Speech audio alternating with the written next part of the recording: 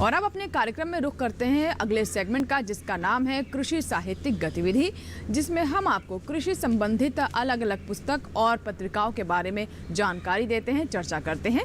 और इसी संबंध में आज हम आपको बताने वाले हैं ऐसी एक पुस्तक के बारे में जिसका नाम है डेयरी, पशु और प्रजनन। इस पर विस्तार से चर्चा करने के लिए हमारे साथ स्टूडियो में मौजूद रहेंगे डॉक्टर अशोक सिंह। अशोक सिंह जी, सबसे पहले तो मैं आपसे यही जानना चाहूंगी कि ये जो पुस्तक है ICAR की, इसका लिखने का उद्देश्य क्या है? ज्योत्सना जी, हम लोग बात यहाँ से शुरू करते हैं कि हमारा देश जो है विश्व में पिछले 20 वर्षों से दुग्ध उत्पादन में यानी दूध उत्पादन में शीर्ष स्थान पर है, यानी कि टॉप पर है और लगातार बना हुआ है। तो आप समझ सकते हैं कि डेयरी उद्योग का हमारे देश में कितना महत्व है। और सदियों से पशु किसानों के लिए पशु पालना एक समृद्धि का प्रतीक भी रहा है और हर घर के बाहर एक पशु जरूर वो लोग रखते हैं। तो आज जो हम लोग ये बात जिस किताब की कर रहे हैं, ये किताब इसी उद्देश्य के लिए लिखी गई है कि जो डेयरी पशु जो हैं उनमें किस तरह के रोग होते हैं, किस तरह से उनकी प्रोडक्टिविटी कम है, उसके लिए किसान क्या कर सकते हैं। और बहुत ही साधारण चीज़ों को इसमें हाईलाइट किया गया है इस किताब में। तो इस किताब की खूबी यही है, शायद लिखने का उद्देश्य भी यही है इस किताब का। जी अशोक जी, मैं जानना चाहूंगी इस पुस्तक के लेखकों के बारे में। इस पुस्तक की खासी बात ये है कि ये भारतीय डेयरी अनुसंधान संस्थान, जो हमारे यहाँ का शीर्ष डेयरी रिसर्च अनुसंधान संस्थान है, भारतीय कृषि अनुसंधान परिषद के अंतर्गत ये कार्यरत है। यहाँ के ही 4 लेखक हैं, वैज्ञानिक हैं, जिन्होंने किताब लिखी है। और मुझसे पहले मैं किताब की एक झलक दिखाना चाहूँगा। मैं ये किताब है ये, और इसके जो लेखक हैं ये निशांत कुमार जी हैं, शिव प्रसाद जी हैं, SL कंबोज जी हैं और SS लठवाल जी हैं। ये चारों अपने फील्ड में बहुत ही अनुभवी हैं। इन्होंने किसानों के साथ भी काम किया है और संस्थान के साथ में अनुसंधान भी किया है इसी विषय पर, डेयरी जो पशु है उनके प्रजनन से संबंधित।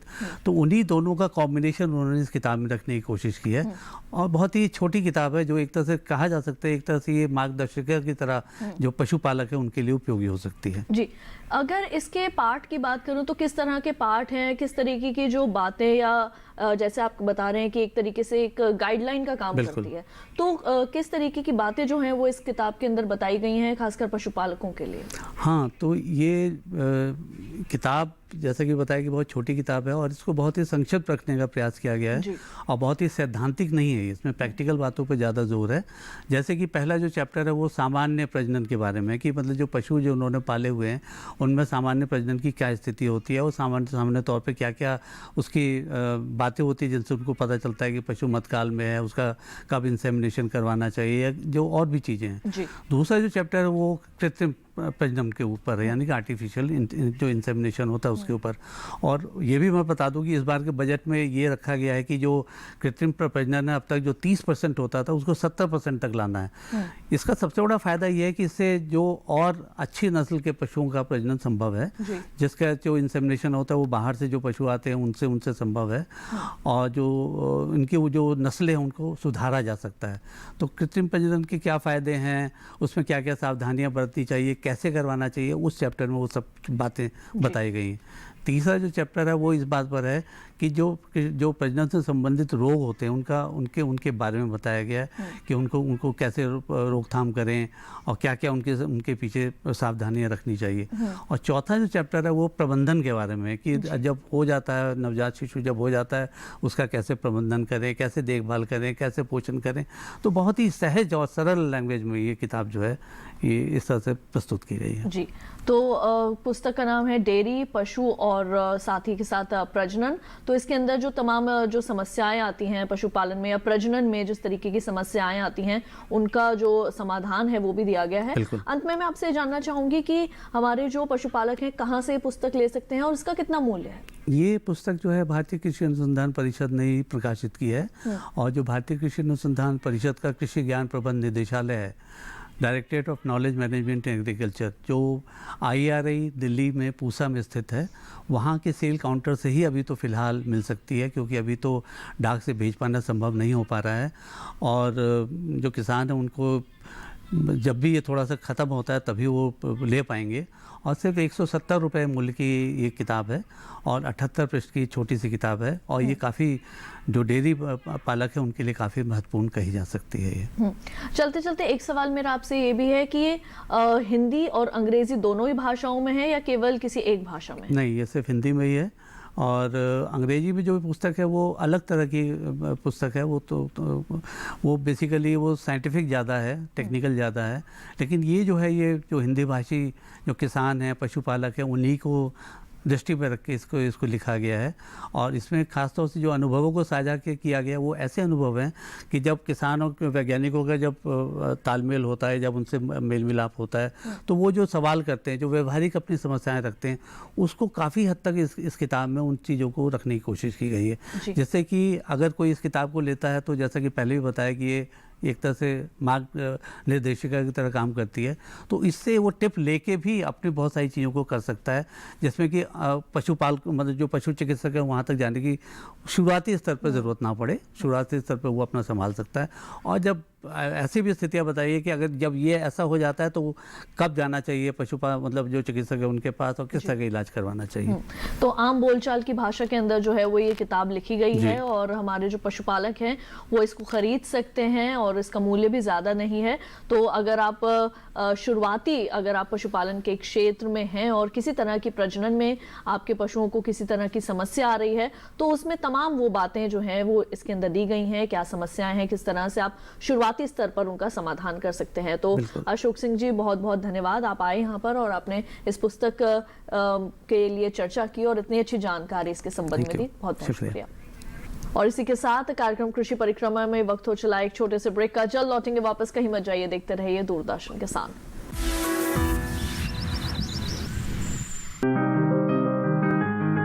बीमारियों से कैसे बचेगी फसल,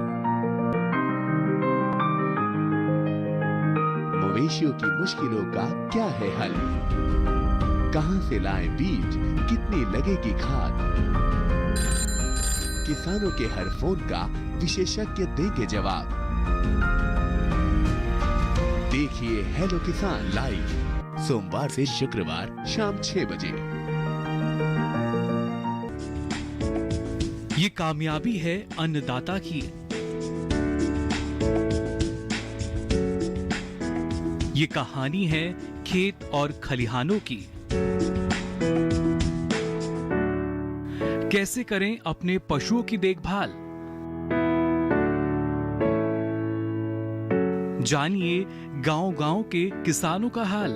देखिए गांव किसान सोमवार से शुक्रवार दोपहर 12 बजे सिर्फ डीडी किसान पर। ब्रेक के बाद एक बार फिर आपका स्वागत है। आप देख रहे हैं कृषि परिक्रमा। इस भाग में हम बात करते हैं कृषि शिक्षा के बारे में।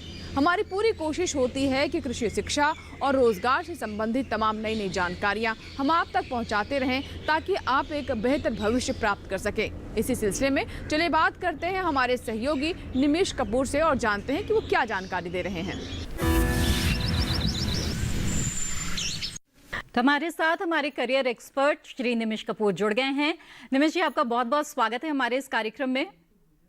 नमस्कार। और अधिकतर इस कार्यक्रम में हम जो रोजगार परक किसी न किसी कोर्सेज की बात करते हैं। आज हम इस कार्यक्रम में खास तौर पर कृषि क्लिनिक और कृषि कारोबार केंद्र यानी agree clinic and agri business centre scheme के बारे में चर्चा करने जा रहे हैं। तो सबसे पहले आपसे हम समझना चाहेंगे ये एग्री क्लिनिक क्या है, ये एग्री बिजनेस सेंटर्स जो है इनसे हम क्या मतलब समझें। जी, ये भारत सरकार की एक बहुत बड़ी योजना है जिसे हम कृषि क्लिनिक और कृषि कारोबार केंद्र के नाम से जानते हैं। इस योजना का उद्देश्य देश में जो युवा हैं, जो कृषि के स्नातक हैं, पराय स्नातक हैं, डिप्लोमा धारक हैं या उन्होंने एग्रीकल्चर साइंस में या कृषि विज्ञान में 12वीं का कक्षा 55% अंकों के साथ उत्तीर्ण की है, तो वो एक अपना कृषि क्लिनिक खोल सकते हैं, कृषि कारोबार केंद्र स्थापित कर सकते हैं। ये कृषि क्लिनिक कैसे काम करता है, कैसे इसकी ट्रेनिंग दी जाती है और इसके उद्देश्य क्या है, बहुत सारी चर्चा हम आज यहाँ कर सकते हैं। तो ये बेसिकली जो एग्रीकल्चर पास आउट हैं, जिन्होंने स्नातक किया है या 12वां किया है, डिप्लोमा किया है, तो वो एक अपना क्लिनिक बना सकते हैं या कृषि कारोबार केंद्र खोल सकते हैं। और एक ये मैं कहूँगा कि एक तरह का एक स्टार्टअप की तरह इसको शुरू कर सकते हैं और इसको बहुत विस्तार दे सकते हैं। बिल्कुल। निमिष जी, हमें बताएं कि ये जो एग्री क्लिनिक है, ये किस तरह से काम करता है? जी, एग्री क्लिनिक में जो फसल है या पशु है, उनकी उत्पादकता को बढ़ाने के लिए युवाओं को प्रशिक्षण दिया जाता है और एक वो अपना खुद का एक एग्रीकल्चर क्लिनिक खोल सकते हैं। इसमें जो प्रशिक्षण दिया जाता है, जैसे मैंने बताया, जो हमारे कृषि के स्नातक हैं, जिन्होंने जो ग्रेजुएशन किया है एग्रीकल्चर साइंस में या एग्रीकल्चर साइंस में कोई डिप्लोमा किया है या 12वीं की कक्षा 55% अंकों के साथ उत्तीर्ण की है, तो वो इसमें अप्लाई कर सकते हैं और इसमें जो मिट्टी का स्वास्थ्य है, फसल की जो पद्धति है, पौधों की सुरक्षा है, उपज के पश्चात कौन सी तकनीकें उसमें हम लगा सकते हैं, पशुओं के उपचार की जो सुविधाएं हैं, खाद और चारा प्रबंधन है, जो फसलों का जो बाजार का मूल्य है, उन सब का ट्रेनिंग जो है कृषि क्लिनिक के अंतर्गत वो पहले तो खुद ट्रेनिंग लेते हैं और कृषि क्लिनिक खोल के वो ये सारी सुविधाएं किसानों को मुहैया करा सकते हैं। बिल्कुल। ये ट्रेनिंग कितने दिनों का होता है निमिष जी, और क्या इसके लिए 45 से 50 दिनों का है। जी जी बिल्कुल। और इसके साथ ही जैसे कि आपने बताया कि ये प्रशिक्षण प्राप्त करके जो युवा है वो अपना एक स्टार्टअप भी शुरू कर सकते हैं, तो इसके लिए पूंजी की काफी आवश्यकता होती है। तो क्या इस योजना के तहत किसी तरह की वित्तीय सहायता भी मिलती है युवाओं को? जी, इसमें बहुत अच्छी वित्तीय सहायता मिलती है। पहले मैं ये पूरी तरह से बता दूं कि इसको आप समझ लें कृषि क्लिनिक के लिए मैंने बताया, उसी तरह से दूसरा इसमें जो स्टेप है वो है कृषि कारोबार केंद्र, एग्रीकल्चर बिजनेस सेंटर। ये जो कृषि कारोबार केंद्र है, उसमें भी जो हमारे ग्रेजुएट एग्रीकल्चर में कर चुके हैं या जो स्नातक या डिप्लोमा या इंटरमीडिएट जिन्होंने कृषि विज्ञान से किया है, वो इसमें कृषि कारोबार केंद्र के लिए ट्रेनिंग ले सकते हैं और उसके बाद जो कृषि के उद्यम जो उपकरण होते हैं इस एग्रीकल्चर के, उन उपकरणों को वो इकट्ठा करके सेंटर में उसके रखरखाव की जानकारियां, उसकी टेक्नोलॉजी ट्रांस के बारे में इंफॉर्मेशन डिसेमिनेशन, उसकी जो उद्यमिता विकास है और फसल की कटाई के पश्चात जो उसका प्रबंधन होना है फसल का, उसके उपकरण ये किराए पे दे सकते हैं। ये और इस केंद्र में बहुत सारे एग्रीकल्चर के कारोबार से जुड़े ट्रेनिंग दी जाती है युवाओं को। तो इसमें नाबार्ड जो हमारा राष्ट्रीय कृषि और ग्रामीण विकास बैंक है, ये 20 लाख रुपए तक का लोन देता है और इसमें जो सब्सिडी भी बहुत अच्छी है। सब्सिडी जो है हमारे जो जनरल कैंडिडेट हैं उनको करीब 36% सब्सिडी दी जाती है और जो हमारे ओबीसी और जो आरक्षित वर्ग है उनको करीब 44% इसमें सब्सिडी मिलती है। तो नाबार्ड में इसमें कृषि क्लिनिक और कृषि कारोबार केंद्र के प्रशिक्षण के बाद आप नाबार्ड में अप्लाई कर सकते हैं और आपके कृषि क्लिनिक में या कृषि कारोबार केंद्र में कुछ आपने जो योजना बनाई है, आप क्या उसमें करना चाहते हैं, उसमें बहुत सारे मानक हैं। आप किस तरह के कारोबार में जाना चाहते हैं, किस तरह का स्टार्टअप बनाना चाहते हैं, तो उसमें 20 लाख से 25 लाख तक का लोन भी मुहैया हो सकता है। और अगर आप एक समूह के तौर पे अपना उद्यमिता का विकास कर रहे हैं, आप एग्रीकल्चर बिजनेस सेंटर एक समूह के रूप में जिसमें 5-6 लोग जुड़े हुए हैं या 5-6 लोग से अधिक लोग जुड़े हुए हैं, तो उसमें 1 करोड़ तक का लोन का प्रावधान है। तो ये बहुत अच्छा स्कीम है हमारे जो कृषि के क्षेत्र में युवा आना चाहते हैं और इसमें अपना करियर बनाना। बिल्कुल, और बहुत बड़ी वित्तीय सहायता जो है वो युवाओं को इसमें मिलती है। निमिष जी, अब जानना चाहेंगे कि ऐसे में जो युवा है जो इस स्कीम से जुड़ना चाहते हैं वो कहाँ संपर्क करें? जी, उसके लिए मैं एक वेबसाइट आपको बताऊंगा और इसका एक टोल फ्री नंबर भी है, वो भी आपको मैं दूंगा। लेकिन यहाँ मैं फिर बता दूं, जो हमारे दर्शक हमें अभी सुन रहे हैं वो इस स्कीम के बारे में और अधिक जान लें कि अगर आप किसी भी कृषि विश्वविद्यालय जो यूजीसी से या आईसीआर से मान्यता प्राप्त है, वहां से आप स्नातक हैं, आपने पोस्ट ग्रेजुएशन किया है, कोई डिप्लोमाधारी हैं या आपने राज्य सरकार की संस्तुति पर कृषि और सहकारिता मंत्रालय भारत सरकार के अनुमोदन के अधीन आप किसी ऐसी एजेंसी के संग जुड़े हुए हैं या आप जैविक विज्ञान में स्नातक हैं जहां आपने एग्रीकल्चर एक सब्जेक्ट के तौर पे पढ़ा है, या आप यूजीसी से मान्यता प्राप्त किसी स्नातक पाठ्यक्रम में 60% तक अंक आपके आए हैं, और आपने अगर इंटरमीडिएट किया है और आपके 55% तक अंक हैं, कृषि विज्ञान से आपने जो 12वीं क्लास की है, या आप स्नातक के पश्चात आपने कोई डिप्लोमा किया है, पोस्ट ग्रेजुएट डिप्लोमा किया है जिसमें आपके 60% अंक आए हैं, तो उसके लिए आप इन जो कोर्सेज मैंने ये आपको बताया, कृषि क्लिनिक और कृषि कारोबार केंद्र, इसमें आप अप्लाई करें। और जहां आपको अप्लाई करना है वो आपको मैं उसका वेबसाइट बता दूं, आप ध्यान से सुन लें। ये है www.acabcmis, यानी agriculture centre and business, agriculture business centre करके ये उसका पूरा ये संक्षेप है, acabcmis.gov.in। तो ये इस वेबसाइट पर जाएं, और अगर आप साधारण तौर पर अगर आप इंटरनेट में भी सर्च करेंगे एग्री क्लिनिक या एग्रीकल्चर बिजनेस सेंटर, तो भी आपको ये इंफॉर्मेशन वहां पर मिल जाएगी। और ये 45 दिनों का ये ट्रेनिंग होती है, जिसमें आपको बहुत सारे आयाम, मिट्टी से जुड़े, पशुओं की देखभाल और कैसे आप अपने एग्रीकल्चर का प्रोडक्शन बढ़ा सकते हैं, उसमें ये ट्रेनिंग दी जाती है। और ट्रेनिंग के बाद आप जो अपना प्लान करते हैं ये क्लिनिक खोलने का या एग्रीकल्चर बिजनेस सेंटर का जो प्लान करते हैं, फिर आप नाबार्ड में अप्लाई करेंगे। जो नाबार्ड है, national bank for agriculture and rural development, NABARD में आप अप्लाई करेंगे। और मैं समझता हूँ उसमें जो मैंने बताया कि 20 से 25 लाख रुपए तक का लोन, और अगर आप समूह में अप्लाई करते हैं तो लगभग 1 करोड़ का लोन मिलता है, और इसमें बहुत आकर्षक बड़ी सब्सिडी मिलती है। और हर राज्य में इसके ट्रेनिंग सेंटर बनाए गए हैं।